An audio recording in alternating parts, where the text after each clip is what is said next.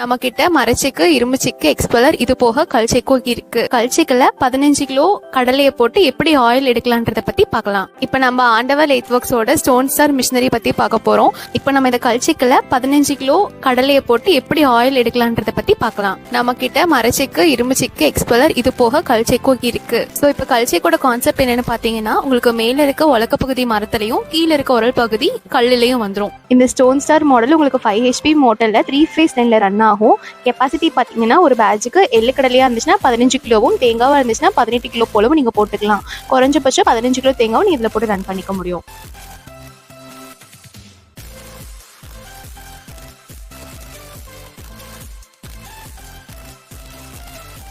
Video உங்களுக்கு யூஸ்ஃபுல்லா இருக்கும்னு நினைக்கிறேன். இது போல ஆயில் மில் செட்டப்க்கு தேவையான இன்ஃபர்மேஷன்ஸ் தெரிஞ்சுக்க நம்ம ஆண்டவர் லேத் ஒர்க்ஸ் சேனலை ஃபாலோ பண்ணுங்க. இந்த வீடியோ உங்களுக்கு பிடிச்சிருந்துச்சுன்னா லைக் பண்ணுங்க, ஷேர் பண்ணுங்க, மறக்காம சப்ஸ்கிரைப் பண்ணுங்க, பெல் ஐகானை பிரஸ் பண்ணுங்க.